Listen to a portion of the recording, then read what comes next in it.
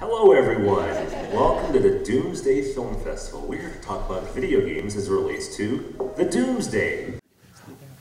All you can say is that movie, 28 Days Later, was the best thing that ever happened to zombie games, just because now zombies have this justification for running, correct? Yeah. Anyway, so, any other comments? Any other hands out there? Is there anything I haven't covered? There was one thing I was, because you talked about two kind of type of apocalyptic games, Yes. and I think that strategy games also feed into that in the sense of you can almost create your own apocalypse. So it goes even back to games like SimCity. Yeah, like God games. You know, God games essentially, and I think that's gotten even more, especially with like the way warfare has gotten more modernized, like the mini nukes in Fallout 3, but also like games like World in Conflict, where you are like there is an option to just tactically nuke a whole city, and sort of playing those options out is also, I think, interesting. Now, war games served as a reminder that these technologies can help simulate and prove that certain actions are futile and should be peaceful. Now that games are getting so realistic in terms of visuals and audio and et cetera, do you think that video games might actually finally fulfill the legacy of informing people of what not to do, or are they going to continue to be just mindless brain candy or brain rotting candy? Both.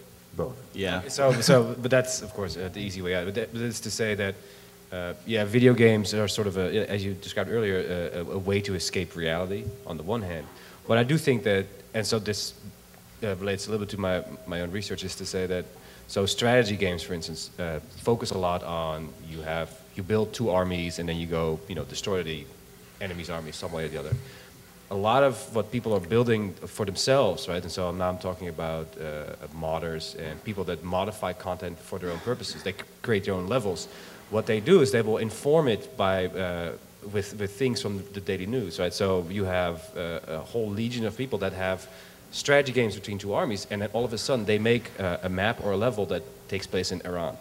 And so here we are, and now we're playing out some scenario because they're about to build a nuclear bomb. And so you are the American army, and you roll in and you level, or when Saddam tested chemical weapons on a village, let's reenact this, right? So people do, I think, on the one hand, escape reality, but very much so, the digital nature and sort of the realism that you now have in games, say, different from chess, where, it's just pawns on the board and you have to sort of imagine everything else there. You can really make high definition representations of something that is much closer to reality than escapism. I see your dissertation and I raise your mind.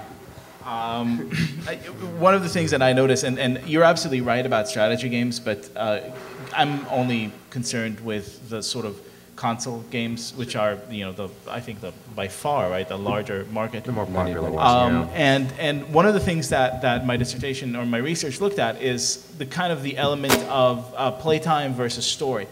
And one of the things that I found is that it actually really matters much less what the story is, because it's almost like an entrancing experience. I mean, we forget sometimes, we look at it as very intellectual, or we talk about it when we talk about it intellectually, but it's a bodily experience. I mean, we press things, we move, we become part of this almost ritualistic type of behavior.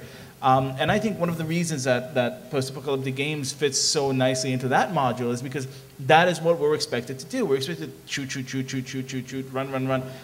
At some point, the story loses interest because we lost interest, because we're just running around and shooting, as hopefully you would do in a real-life post-apocalyptic situation. I'm still running for the mall, but there's no malls in New York. It's a problem. Where would we go? There's a Manhattan Mall, but it doesn't really count. It's not the same. No, rifle stores. Oh, well, there's a place in Chinatown if you know who to talk to the right people. Well, we just have a few extra minutes. Is there anything you guys would like to say, or is there any last-minute questions from the audience? I guess not. So, Ryan, you've got the last word. Oh, geez. Why don't you tell us about stuff Nintendo's doing? How come they don't have any? No, that's a good question. Nintendo has been the family company, and they don't present zombie type stuff or the end of the world, and it's worked for them very well. Yeah.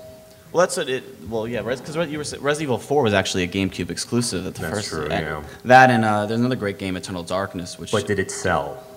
Resident Evil 4 sold very well. Eternal Darkness didn't, but that was a fantastic game as well, which loosely dealt with apocalyptic themes as well. Actually, I recommend that one if anyone didn't play it. Eternal Darkness, check it out. It's a good game. It's a good game. Yeah, Nintendo is they've made their bed now with the Wii essentially. With they used to be the hardcore company. Gaming, the marketing you're right. I games forgot used to about be that. so different, and basically like Nintendo used to go for gamers in the beginning, but now it's more it's all about social gaming, which I agree with. I think it's a great thing, but the problem is like the Wii can't really be online that well, and it's not the same sort of social gaming that's developed in PC world, which is like Counter-Strike. But in terms of the content, like you think, there's people who obviously don't want to be reminded of the end of the world, and they don't want to be bothered with that.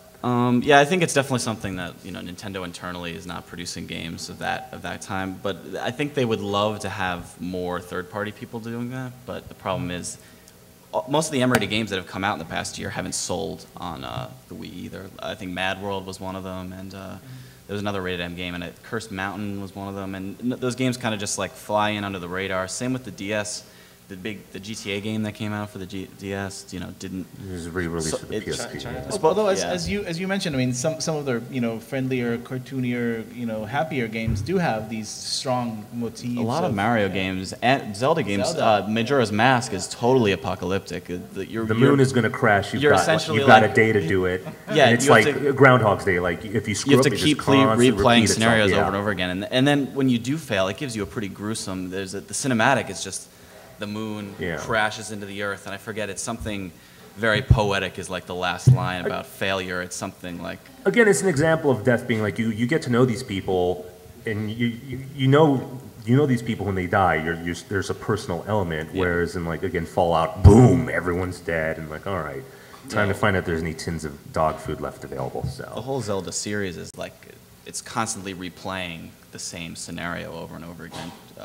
In different ways, because their hero there's the Triforce, and it always gets unbalanced, and then Link has to come in and do his thing. Well, I do believe we are out of time, so I hope we covered all the bases. Thank you very much. Hope you enjoyed the show, and please stick around for what's coming up next. Zombie Girl.